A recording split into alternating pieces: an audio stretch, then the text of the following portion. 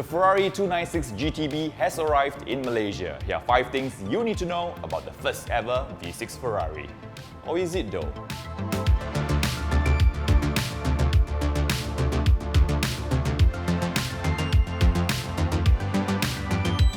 So we all know back in the days there used to be a Ferrari-powered V6, but with a Dino badge on it.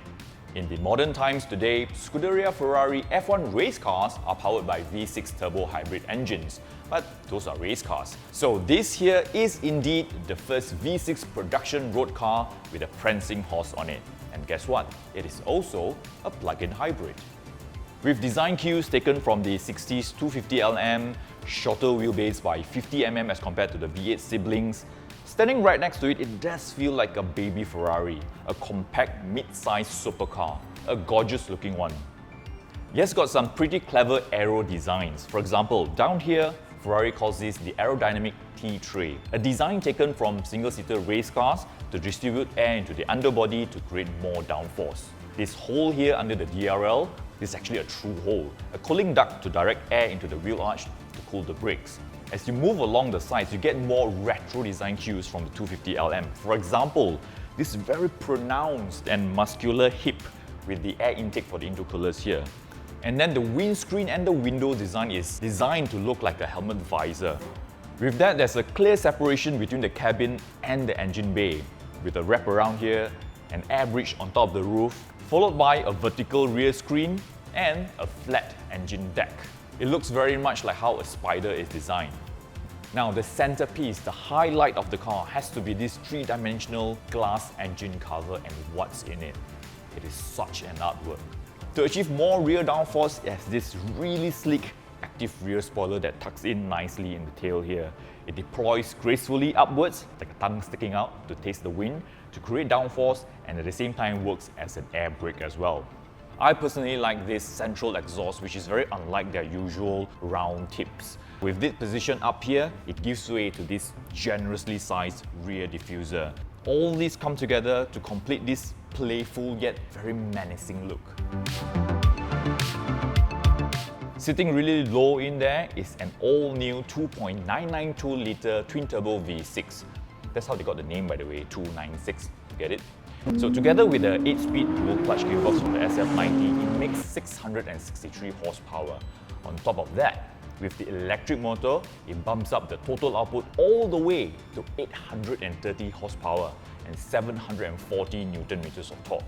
Unlike the SF90, it sends all the power only to the rear wheels. It gets you from 0 to 100 in 2.9 seconds onwards to 200 km/h in just 7.3 seconds. You max it out at 330 km/h. Now the fact that it has 110 horsepower more than the F8, I'm not sure if we should still call it a baby Ferrari. In fact, the twin-turbo V6 makes the most horsepower per litre, which is 221 horsepower per every litre from the engine, which is a new record for a production road car. And of course, you can drive it in total silence using the e-drive mode.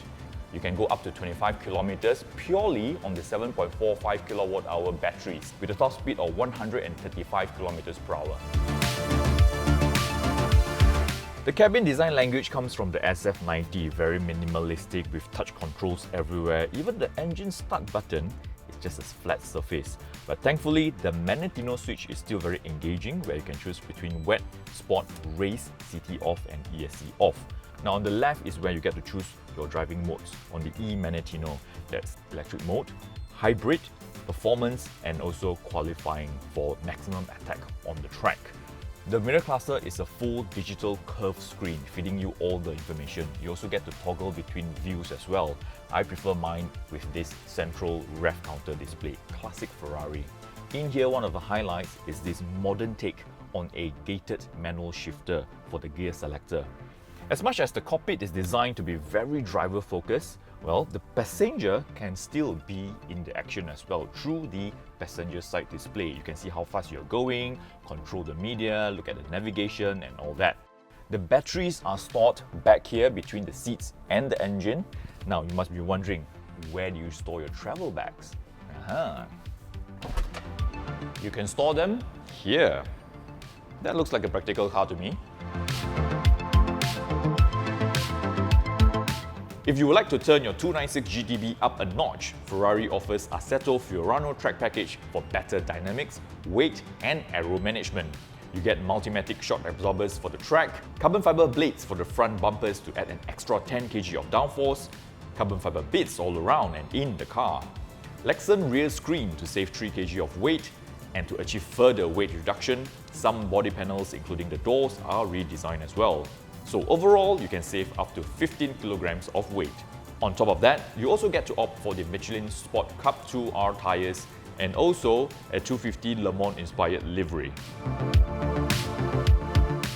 The Ferrari 296 GTB is priced at 1.2 million ringgit before taxes and customizations. It comes with a 3-year unlimited mileage warranty and a 7-year maintenance program, which covers regular maintenance. If you want to find out more about Maranello's first V6 hybrid supercar, do log on to AutoBuzz.my.